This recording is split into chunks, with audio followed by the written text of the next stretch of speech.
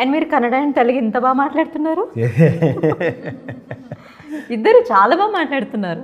వాళ్ళతో almost 3-4 movies చేశారు. నేను వాళ్ళతో ఇంకా నేర్చుకుంటున్నాను.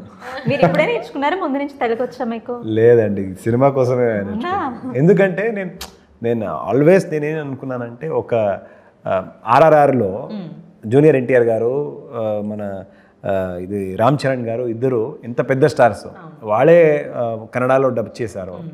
కర్ణాటకలో జూనియర్ ఎన్టీఆర్ గారు వస్తారంటే వాళ్ళు కన్నడలోనే మాట్లాడతారు.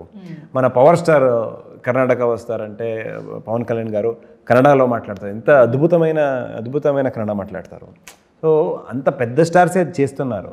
సో నేను ఒక కొత్త కుర్రాడు ఇక్కడ వచ్చి తెలుగు మాట్లాడితే అది it's a basic thing to do.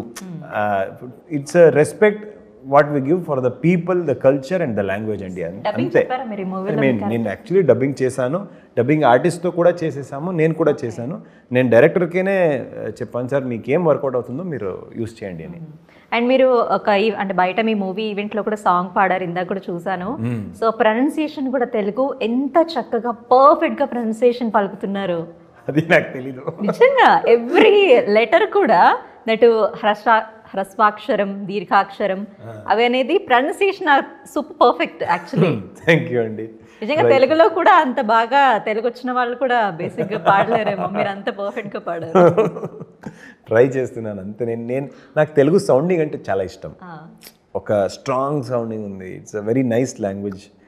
Actually కన్నడకి తెలుగుకి లిపి కూడా సేమ్ ఉంటుంది కదా. మీరు రాస్తే కన్నడ అండ్ తెలుగు రాస్తే రెండు భాష ఒకేలాగా అనిపిస్తుంది. మాట్లాడితే కూడా నాకు యాక్చువల్లీ ముందు తెలుగు రాదు. ఆ టైంలో కూడా తెలుగు వాళ్ళు ఏమైనా తెలుగులో మాట్లాడితే నాకు ఆల్మోస్ట్ ఒక 60-70% అర్థమవుతుంది ఆ టైంలో కూడా. ఇప్పుడు కూడా నేను కన్నడలో మాట్లాడితే యూ విల్ ఆల్సో అండర్స్టాండ్. ఒక 50-60% మీకు కూడా అర్థమవుతుంది. అది Kannada and Telugu sister languages అండి. Sister languages.